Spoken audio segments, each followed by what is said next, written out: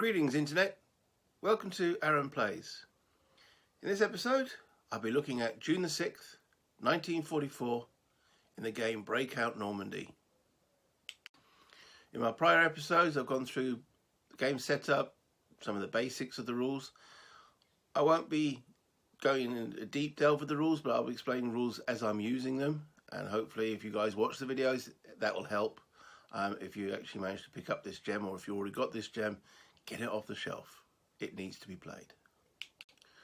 So let's have a look at the map, the situation, victory conditions, and then let's begin the invasion.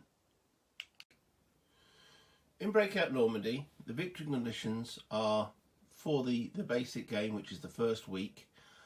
The Allies can win by one of two ways. They can break out, and to break out they need to gain access to any of these zones. If they achieve to achieve that victory condition, they must have a fresh supplied unit at the end of a daylight phase. Never seen it done.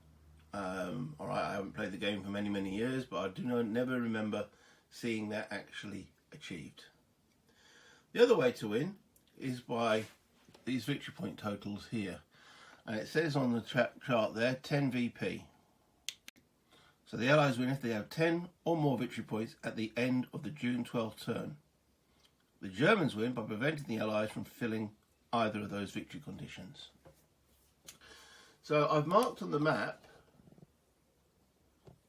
in red counters the areas that generate the VPs that the Allies are hoping to achieve in the first week. I've marked in yellow counters the areas of the map that, if they can achieve, well done. They're unlikely to achieve, but they would count towards obviously the 10-point total. Each of the areas is marked in detail how many victory points it's actually worth. But I'll just use these counters to highlight. There's also at the top of the map a victory point chart which lists how many victory points each area is actually worth. The advantage marker is also worth one victory point at the end of the game.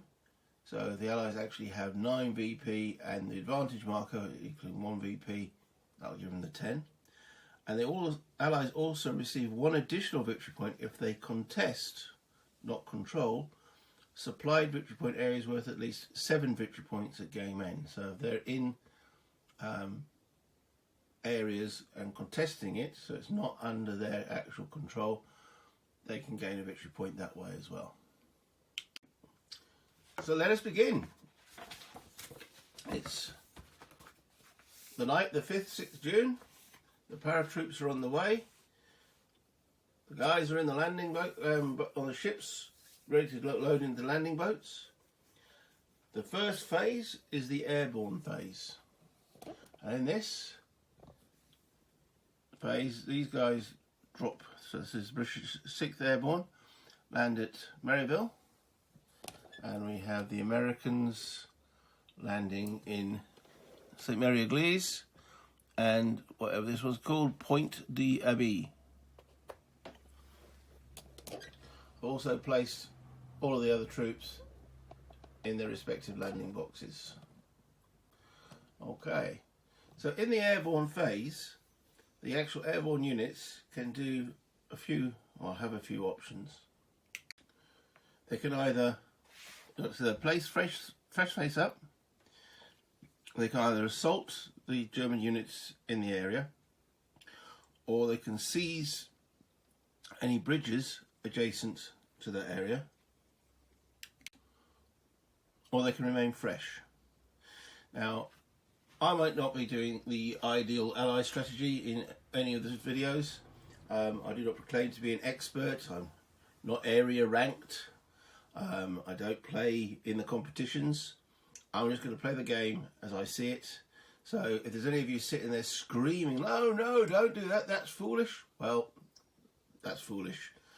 So with the 6th Airborne, I'm going to keep one unit fresh counter anything or leave a relatively strong unit in the area, and I'm going to use one of the units, which is then flipped to its spent side, to seize the Orne Bridge. So we're going to place one of these markers here on the bridge itself to show that is now Allied controlled. If there'd been maybe an additional unit there, I might have tried to seize the Melville battery, but we'll wait for reinforcements to do that. Note that there's no die roll for scatter or anything like that. I think this is taking it that one level above that kind of situation. So if we now zoom in a little bit on the American landing areas there. Okay, so in Mary-Église, I'm again going to try and keep as many units as fresh as possible. So I'm going to seize the Mary-Église bridge. That will spend the unit. And the Carentan bridge. There's no opposition to this. There's no die rolls. That will expend two of the American units are spent, and leaving two fresh to hold them. And in this place point, the Abbé, I will flip one over to seize the bridge. Oh, there's no bridge on that counter. Across the river there. So these are denoted by the little star that they are Allied controlled. So that's it. That's the first phase completed. So next up is the Naval Bombardment Phase. So as the boys are now starting to come ashore, we begin to actually do some of the bombardment, and that's using, for some reason I have still flipped over, these guys. And these get to bombard each of the beaches in turn. So I'm going to start over on the Allied beaches on Sword. Okay, so this uses the actual bombardment value on the counter, which in this case is, oh, try to get focus there, is 8, against the terrain modifier in that area, which is 1. Zoom in a little bit. And then there's a modifier for the actual gun itself, for any coastal battery in the area. Each one will add to the defence rating of that area. So the defence value of that area is 2 versus 8. And then I get to roll some dice. So green dice are the Allies, blue dice the Germans.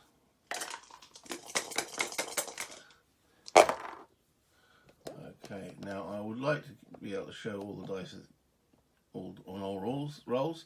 So that there is difference of 6 is added to the 8, so 8 and 6, 14 versus a total of 4 plus the 2 is 6. So 14 is 7 difference. And this uses what's called a attrition point system. So each step lost by a unit absorbs the following amount of attrition points. So a coastal artillery will absorb 2, so it takes 2, so it gets flipped. And a fresh infantry unit takes up 2 as well. So that's a total of 4 points. And you can, in a bombardment, be it naval, air, or actually from artillery, the maximum amount of step losses is 1. You can't take multiple losses from one of these bombardments. So they are flipped over to their spent side, and then the ship moves over to the next. Now, it looks like I'm not going to be ideally able to show every single die roll. I've got to shift the cameras across. All I'm going to say is I will move the dice to show what they actually are. So, next area, which is in front of Juno. I'm moving the fleet ship along. Yes, and it does all all of these. Actually, I forgot about the fortification. That area had fortification, which added 2 to its defence, but it was still going to be. It was 8 plus 6 was 14. Take away 2, 4. The difference, yeah, it was still enough to flip both units. See, already a mistake. Anyway, on to Juno. So the defence is 1. +1 for the batteries 2. +2 for that is 4. And I'll be starting to use the good old 20-sided dice as a reminder. 4. And the bombardment coming in is 8. So let's roll some dice. Okay, so we have a total of 8 and 5. That's going to be more than enough to flip that battery there. Moving along to gold. That's also got a defence of 4. So then you've got 10 of 1, battery 2, 3, 4, and a bombardment of 8. So it's the same values. I'm not going to roll these on the board because they seem to bounce around a bit. But again, we have an 8. I've got to get these into the camera shot. 8, 3, which is more than enough to flip that battery. And then this ship is returned, spent for the day. Moving along to the Americans. So again, at a value of 8, a defence value of 2. Now there is 1 battery in there, 3, and the 10 is again 4. I've got the dice, give them what I've got. Okay, now I rolled an 11. Germans are 6. So 6 plus 4 is 10. 11 plus 8 is 19. So there's 9 points difference.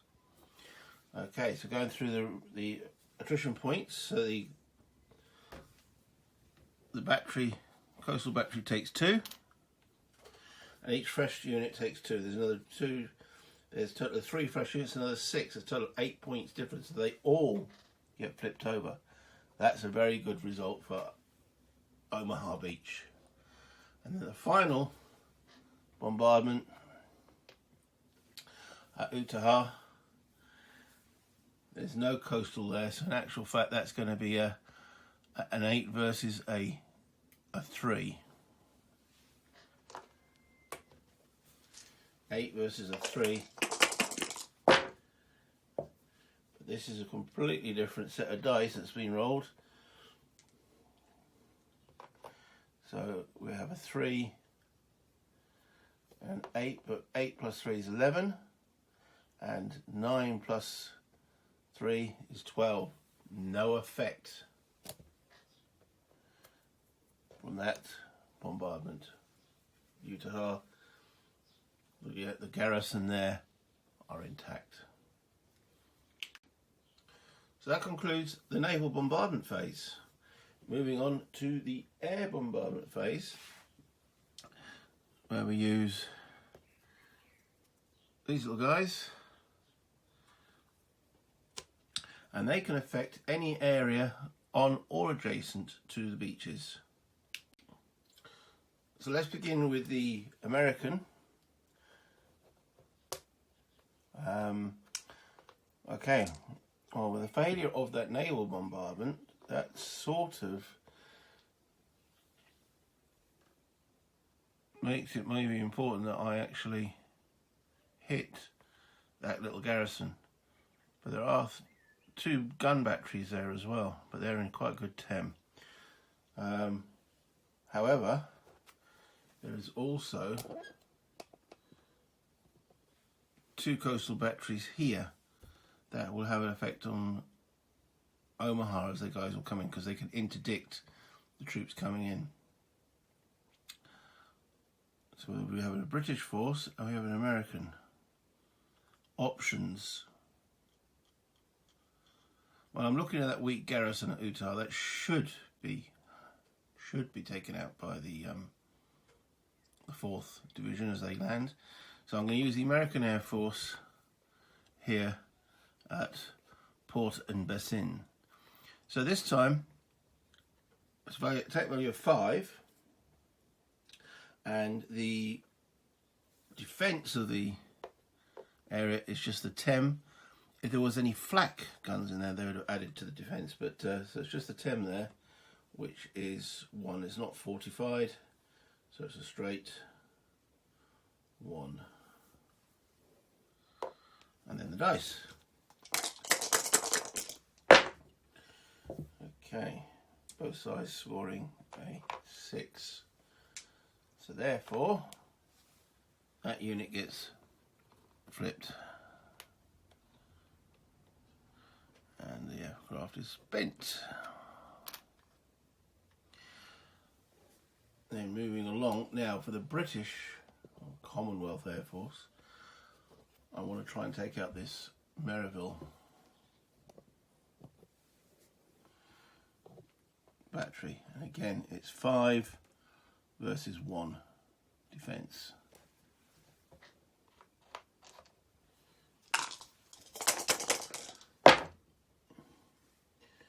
Both results on the dice are a 9, so that battery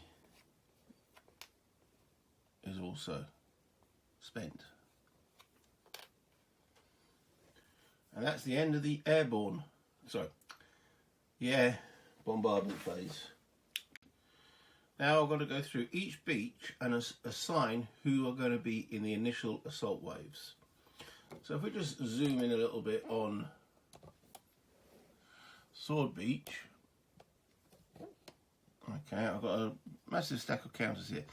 The artillery, as denoted on the back of the counter, which is a shaded, a shaded little number there, showing that it's going to land in area 8, whereas all these have got a white background on the number 8, shows it can't be in the initial assault, which is fair enough. Artillery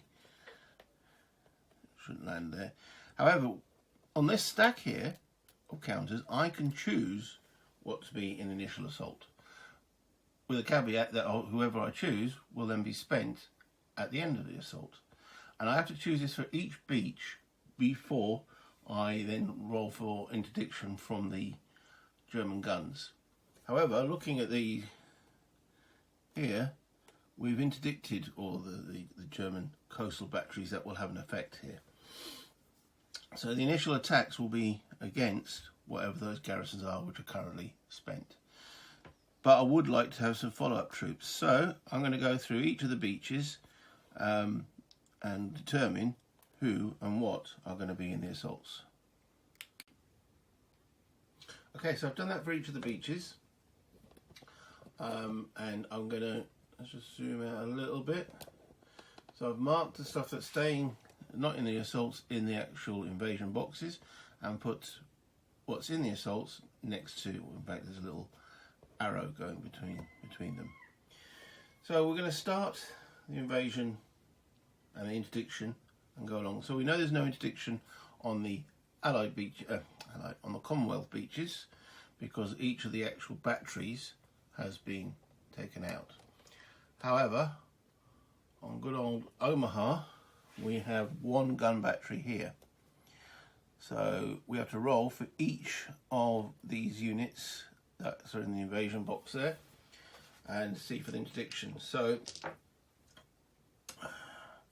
now for each actual coastal battery that can hit the actual units there, there's on a 1, a unit is going to be landing spent, so in other words it can't take part in the assault. If there had been 2 guns, which there will be on Utah, a 1 would actually make it land disrupted 1, and a 2 will mean it'll land spent. So I've got effectively 1, 2, 3, 4, 5, 6, 7 units incoming. So I'm going to roll and I've got a little colour code for this because I've got 4 dice, red, white and blue and green from top to bottom. So are any of them ones? There are no ones, and they're red, white and blue the next to the last 3. And there are 2 ones in that lot. So the first 4 land safe. 1, 2, 3, 4. Then red, white and blue at the last 2. It's the 2 rangers. Don't make it. Well, they make it, but they land spent, so they don't take part in the assault. And then Omaha, we have 1 gun here and 1 gun here adjacent to the beach. So that'll be on a 1s or 2s, and there are 3 units coming in, so red, white, and blue, 1s and 2s. A disaster. That is the roll there. So we have, unfortunately, red, white. So the white one lands okay, and we have 2 1s, so they land spent with a disrupt 1 on them because I've got rolled 1s. Oh dear. That just leaves 1 unit incoming on its own. Now, the question is that worth a reroll using up the advantage marker? That is a potential disaster at Utah. No, I'm going to leave it as is. Keep the advantage for something hopefully non too catastrophic later on. Okay, so now the assaults themselves. So we'll start again over here at sword. And we have, so we'll now go through the combat factors. So there's a little chart on the back of the rules. You get what's called an attack value. Let me show you on the back of the rules here. So you've got attack values and defense values. So I'm going to use again with D20s as a reminder. So the attack value, you have a point unit. So the armor is going to be the point unit for the allies. So it's got an attack value of 6. And you get +1 for each assaulting unit beyond the point. So 7, so there's 3 there. 7, 8, 9. Okay. +1 for divisional integrity. So divisional integrity, you've got to have 3 units from the same division, and there's 3 units there from the 3rd division. Gives them an extra +1, so it takes it to 10. And +1 for air support for the allies on a assault in the clear weather, so it takes that allied total to 11. Okay,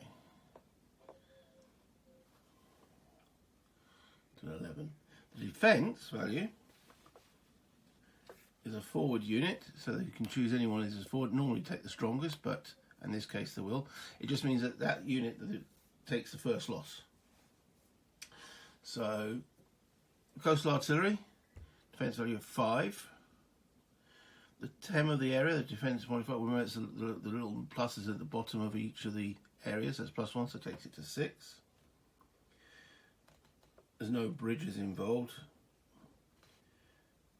It's fortified, +2, 7, 8. And is there any fresh defenders? No, there isn't, so it's 8. So it's still quite, even though they're spent, it is still quite a high defense value.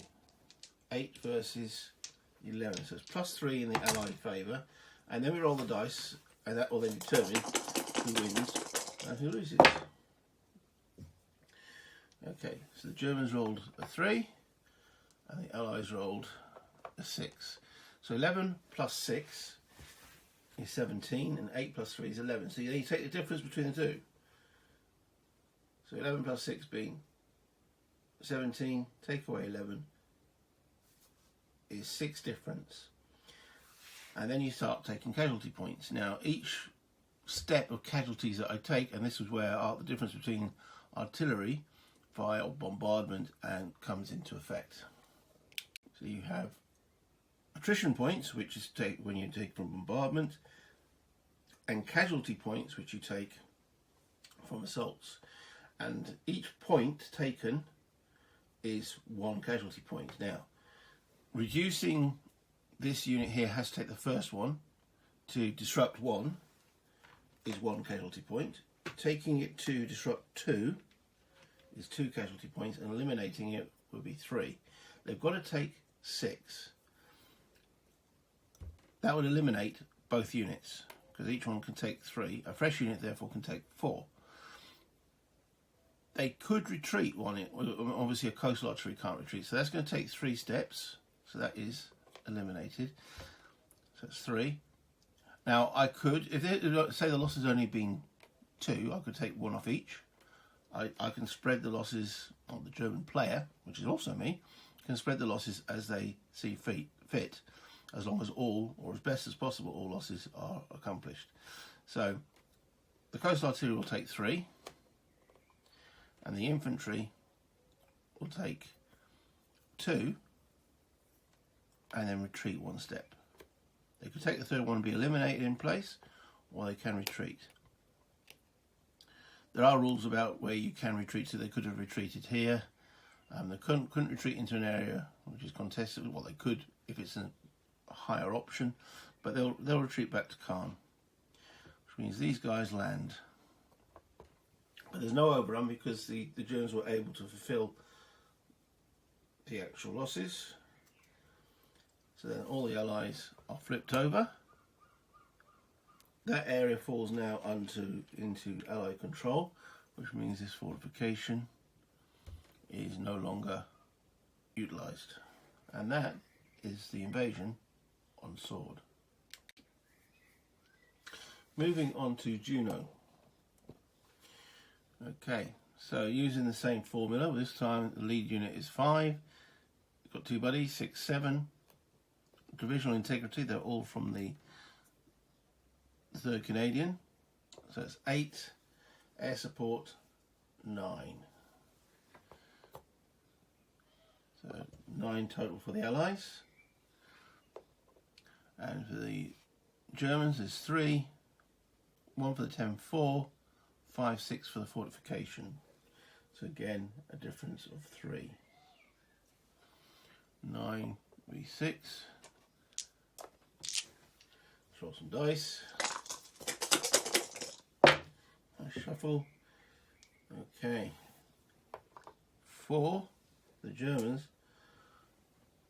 Snake eyes for the Allies. So 9, 10, 11 versus 6, 7, 8, 9, 10. 1 difference. Still a win. So that gun battery takes 1 step, which in this case will take it to disrupt 1. The Allies get ashore, they get flipped. Now that area is not under their control, but it's contested, therefore the fortification is still taken out.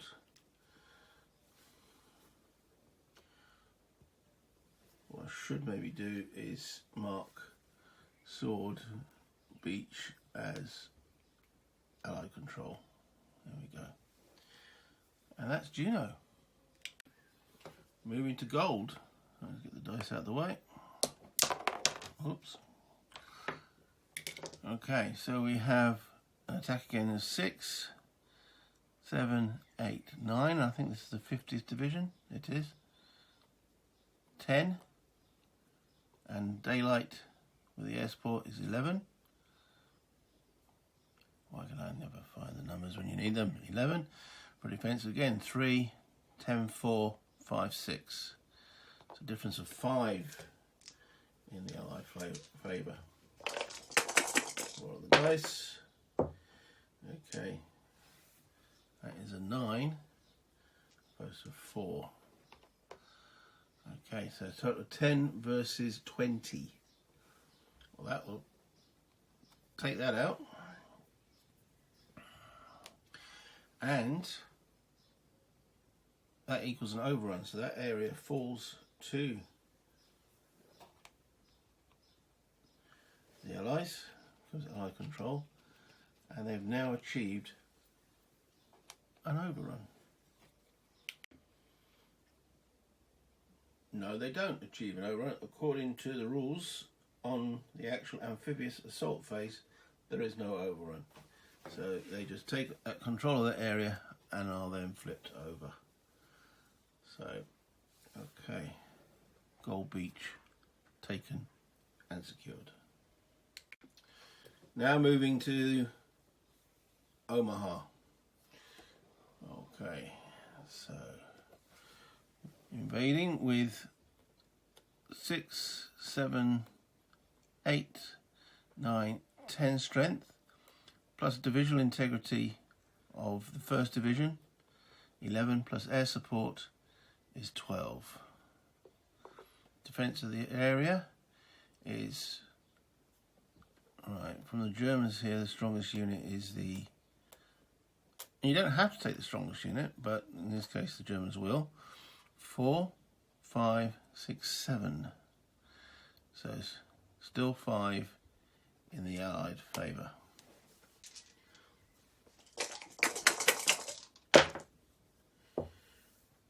Okay, the Allies roll a nice 11 to the Germans 7. 7 7 is 14, 11 is 23. Okay, 23 take away 14 is 9 difference. Okay, so they all take 1, so that'll be 4. They all go to 2, that'll be 8. And then leaves 1 left over. Okay, so they could retreat 1 unit out. So they're going to retreat the artillery out. And that's going to fall back to this area here. So they're all on D2. Or we could take, let's rethink those losses. Okay, take the gun to do, there's an American counter. Doesn't help. So they've got 9 losses to take. So that would be 2.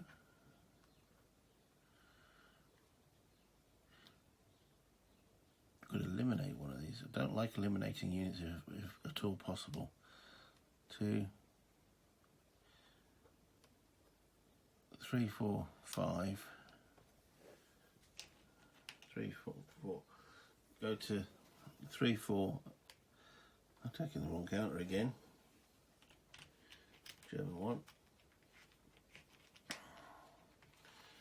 So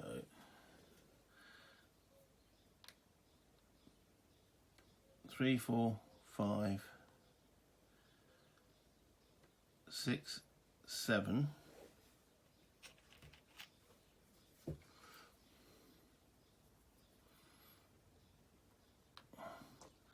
8, 9. So a retreat back across the bridge here. Alright, so there's still the gun there. The Allies take the beach, but it's still contested. And notice I'm marking these with an American flag. And now finally, Omaha, which is a potential disaster. Okay. Coming in with an invasion force of 6, air support 7. Not great. 7. It's defending 1, 2, 3. But the fortification, I believe the TEM is 1. Double check. Yeah, so it's 4. So there's still 4 in the Allied favour at this point. But the die rolls have been, 3 in the Allied favour, have been awful so far for that particular beach.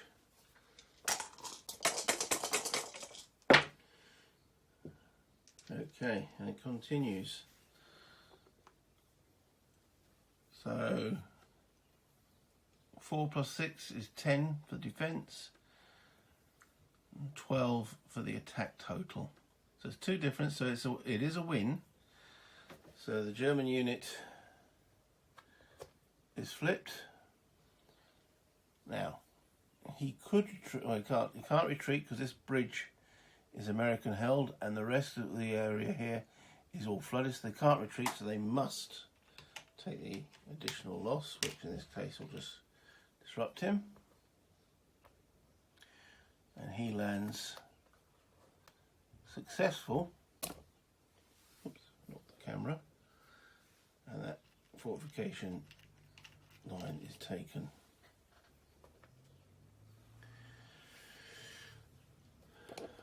And that concludes the amphibious assault phase and concludes this video. The next video I will go through the daylight movement and attack phase for June the 6th. Thank you for watching. Hit the like and subscribe if you haven't done so already. Until next time, bye Internet.